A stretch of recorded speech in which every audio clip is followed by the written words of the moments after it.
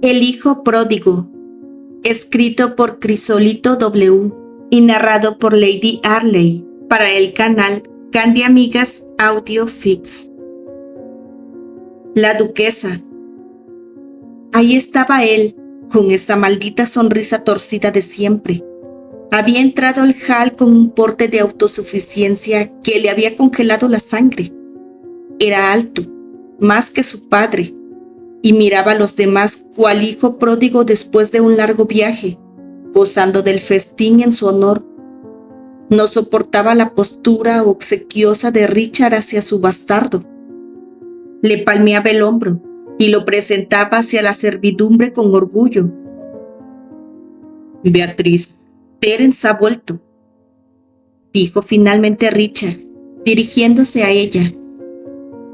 Duquesa, habló Terence, mirándola a los ojos y haciendo una pequeña reverencia, haciéndolo de nuevo, sonriendo de lado, como portador de un secreto que lo hacía sentir superior.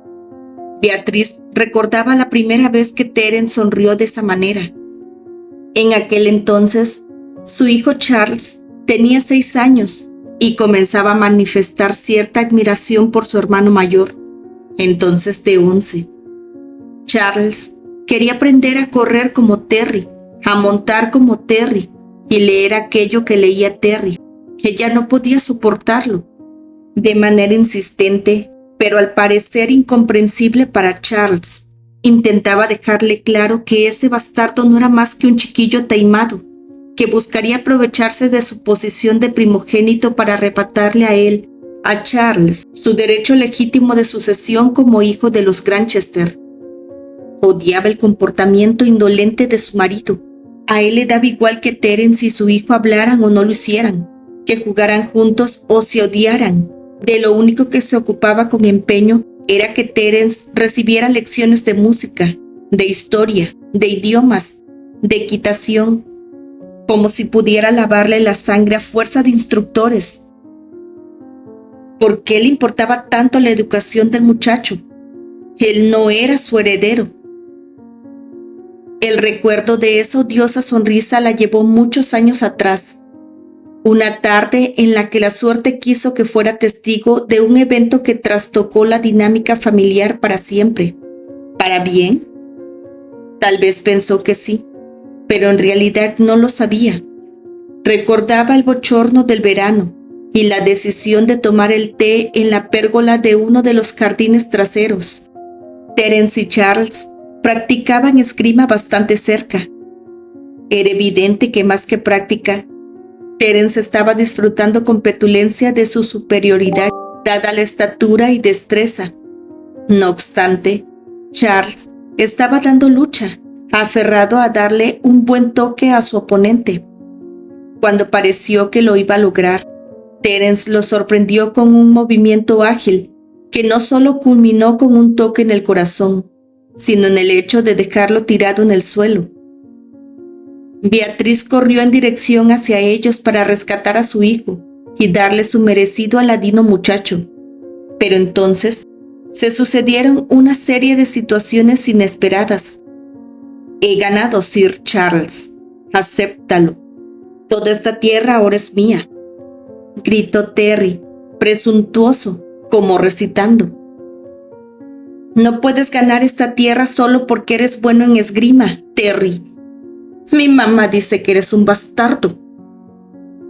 La duquesa alcanzó a ver que la mirada de Terence se oscurecía, justo antes de que dejara aparecer la sonrisa ladeada.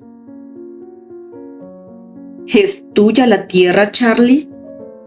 Dame el honor de darte la tierra, sentenció Terence a manera de susurro, sin perder el maldito gesto. Antes de que Beatriz pudiera hacer nada, Terence ya estaba encima de Charles, con las manos llenas de tierra, mismas que llevaba hacia la boca del niño menor, obligándolo a tragarla. Trágate la tierra, Charlie, es tuya. Déjalo, desgraciado, alcanzó a gritar Beatriz, jalando a Terence de sus cabellos oscuros. Cuando lo tuvo de pie, no dudó en darle una fuerte bofetada. Eres un muchacho taimado y malagradecido, que ha permanecido en mi casa, bajo el cobijo de mi posición de esposa, para que nadie grite lo que susurran todo el tiempo, que eres un bastardo y que no conseguirás nada, absolutamente nada del apellido Granchester. Tu madre es una actora americana que gana dinero exhibiéndose al público y a los hombres, y ni siquiera a ella le importas. Se sentía furiosa, quería medidas drásticas. Nada de lo que le decía al maldito chiquillo lograba quitarle la sonrisa chueca. Pues mejor que piense en eso, a que alguien crea que me parió una cerda, contestó arrogante Terence, y después de una segunda bofetada, casi tan alto como ella, la empujó hasta el punto de que cayó sentada. Los criados vieron llegar corriendo al señorito Terence, que se encerró en su habitación tras un portazo, seguido al poco tiempo por la duquesa, que venía de la mano con el señorito Charles, ambos sucios y con las caras manchadas por las lágrimas. Nadie se enteró con precisión de lo que pasó esa noche en el despacho del Lord Richard Granchester. Solo se escucharon gritos y portazos. Al día siguiente, Terry Granchester fue internado en el Real Colegio San Pablo. Ahora Terence estaba de regreso. No solo eso, Richard le había informado previamente que el bastardo ocuparía Graham House, la antigua residencia londinense en la que el varón primogénito del duque solía establecerse. No le tomó su parecer, solo le informó. ¿Estás bromeando, Richard? ¿Graham House? ¿Cómo crees que lo tomará Charles? Es tu hijo, es tu heredero, tu mano derecha. Tu hijo rebelde regresa y lo recibes como al hijo pródigo, estableciéndolo en la residencia que le corresponde por derecho a Charles. ¿Desde cuándo Charles es Graham? Porque Terence lo es. Además, es mi hijo mayor. La casa es de él y será de su hijo cuando tenga uno. ¿Ya lo tienes todo decidido? ¿Pensabas que estaba tomando tu parecer? No sobreestimes tu influencia, querida. Y te informo, además, que lo convencí de hacer efectiva la herencia de su abuelo. Quita ya esa cara. Eso no fue una decisión de última hora. Siempre supe que tendría que ser así. Vamos, no encuentras la manera de hacerlo. Dale estocada final. ¿Lo harás, duque? ¿Conseguirás convertir el ducado en la comidilla del reino? ¿Crees que no saben que no es mi hijo, que es tu bastardo? Querida, yo quiero a Charles. Es mi hijo, lleva mi sangre. Solo que tuvo la mala fortuna de parecerse más a tu familia que a la mía, a la noble casa de los Granchester. Por supuesto que imagino que nadie se cree que Terence es tu hijo, fulminó Richard, sosegado y cruel. Ahora estoy cansado. Deberías descansar tú también. Beatriz se enfermó, tal vez de rabia o impotencia, pero estuvo en cama durante 2 semanas. Eso al menos la libró de tener que ver nuevamente a Terence. Supo por los criados que se mantuvo en Graham House y que incluso visitó también la antigua villa de Escocia, la cual había sido remodelada por Richard como obsequio para él. A pesar de todo y en contra de sus pronósticos, Terence regresó a América. No tuvo el ánimo de preguntar a Richard, ni a Charles, ni a los criados. Decidió tranquilizarse con la idea de que su mundo ya era otro, el mismo mundo de esa mujer a la que ella tanto odiaba. El duque. Le alegraba que Terence estuviera ahí, con él en Inglaterra. Había algo más que el ya conocido llamado de la sangre. Se sentía orgulloso de él. Le satisfacía sobremanera pensarlo, decir o recordar a todos que era su hijo, que era su primogénito. Su porte era el mismo del de su difunto padre y seguramente idéntico al de su abuelo. Era un Granchester, siempre lo había sabido, y si no fuera por el color tan peculiar de sus ojos, hubiera podido asegurar que no había heredado nada de su madre. Su madre. Recordó de pronto el día en que recibió un telegrama desde América, a mediados del 16. Ella lo había estado buscando insistentemente a través de su secretario y de su asistente personal. Requería de su ayuda para localizar a Terence. Incluso se había atrevido a amenazarlo. A pesar de que las palabras de Eleanor le provocaron una rabia incontenible, se decidió a viajar a América con el firme propósito de ponerle en su lugar, así como de encontrarse con Terence y hacerle saber que el juguetito del teatro había llegado a su fin. En contra de lo que esperaba, una vez que se encontró con Eleanor en Nueva York, ella mostró una actitud abnegada y suplicante. Seguía siendo bella, pero sus cabellos estaban desordenados, su cara lucía demacrada y profundos círculos se dibujaban alrededor de sus ojos. No hubo nada parecido a una ansiedad por el reencuentro. Apenas lo vio, Eleanor Baker se acercó presurosa con las manos unidas en señal de ruego. «Richard, tienes que ayudarme». «¿A qué?», respondió fríamente el duque a pesar de sentirse levemente conmovido. «A encontrar a Terry. Temo mucho por él, por su seguridad. Hace ya un mes que no lo veo. No trabaja más en la compañía Stratford y parece que ha desalojado el departamento que rentaba. Los últimos días que lo vi estaba mal. Algo le pasaba. Ahora no sé nada de él. Todos los días tengo pesadillas y veo su cuerpo tirado en algún lugar oscuro y no puedo soportarlo», farfulló Eleanor, abandonándose después a un llanto desolador. «Durante 16 años tuve al muchacho bajo mi cuidado y responsabilidad.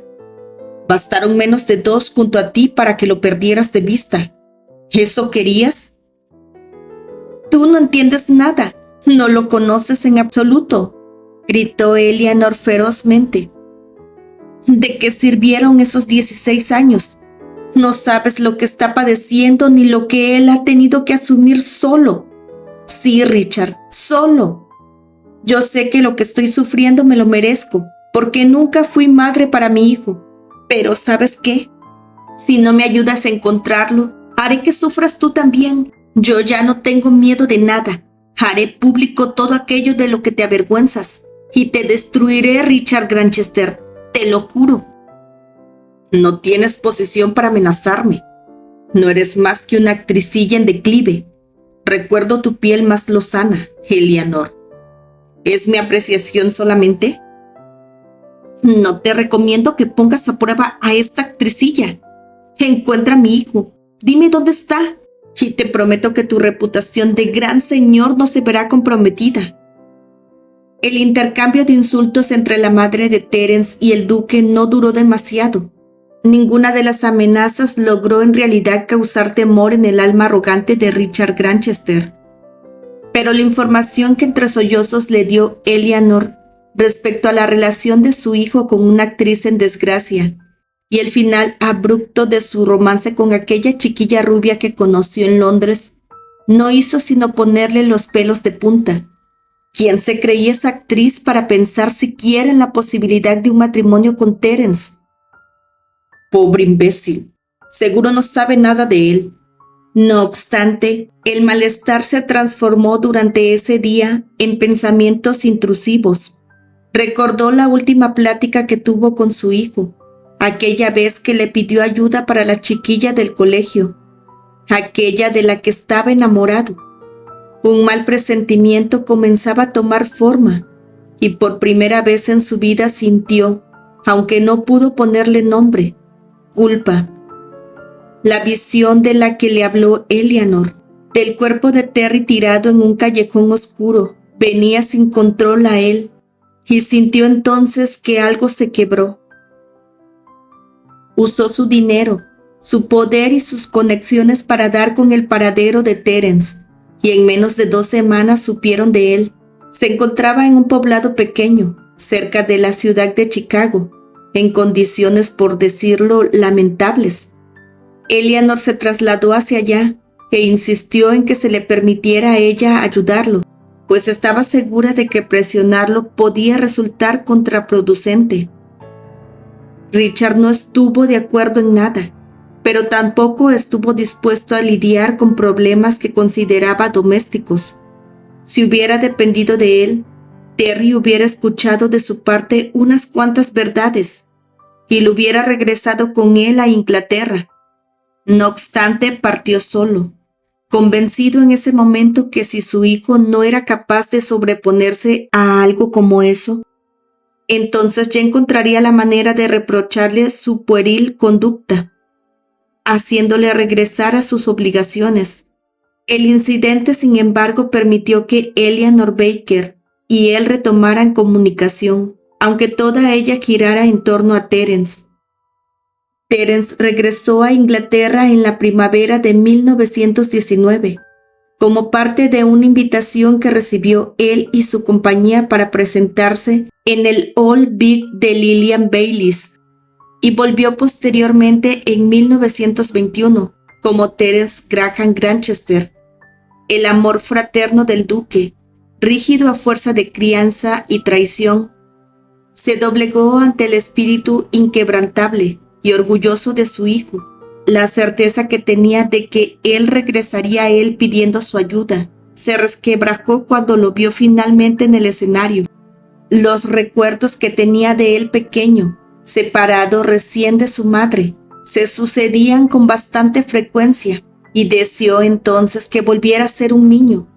Sabía que si deseaba verlo, él tendría que buscarlo. Retomadas las relaciones, Richard Granchester fue aún más consciente de que en realidad nunca fue un padre para él. Sus charlas eran breves y Terry casi siempre se limitaba a regalarle una mirada condescendiente y perdida.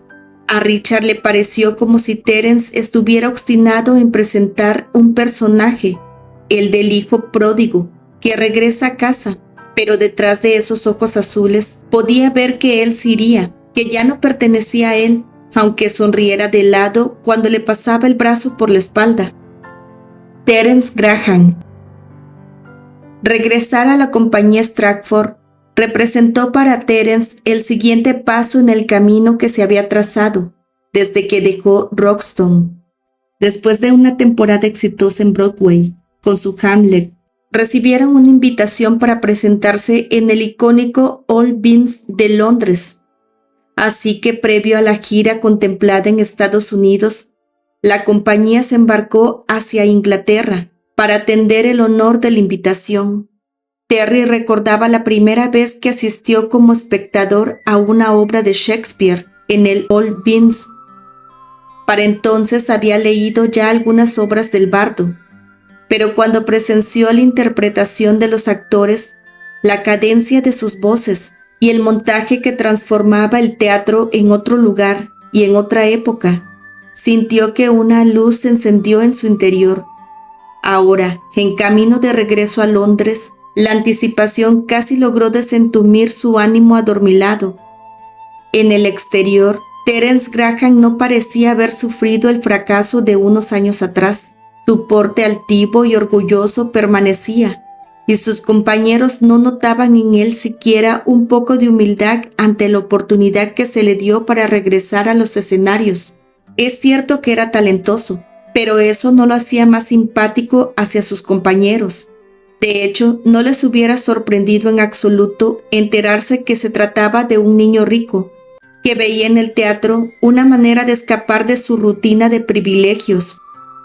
En el interior, el Terry que regresó a la compañía Stratford no era el mismo que aquel que representó Romeo a finales de 1915. Actuaba de acuerdo con un par de metas, pero aún no lograba que el entusiasmo por algo lo hiciera despertar de lo que parecía un letargo permanente. La vuelta de regreso a Inglaterra casi lo logra. Sabía que eso significaba regresar a los orígenes y enfrentar un pasado que formaba parte de su identidad. La travesía en barco se convirtió en una proyección de recuerdos que lo volvió aún más huraño hacia sus acompañantes. Volvía a su tierra, sí, su tierra, y lo hacía con la frente en alto, consciente de que, aunque no hubiera conseguido aquello que más aspiraba, podría ver a todos a los ojos y no arrepentirse de nada, también a ella. La duda de Hanley resultó ser más funesta que la de Terry, pues una vez que culminó la primera función en Londres, los pesares que lo aquejaban le dieron por fin descanso.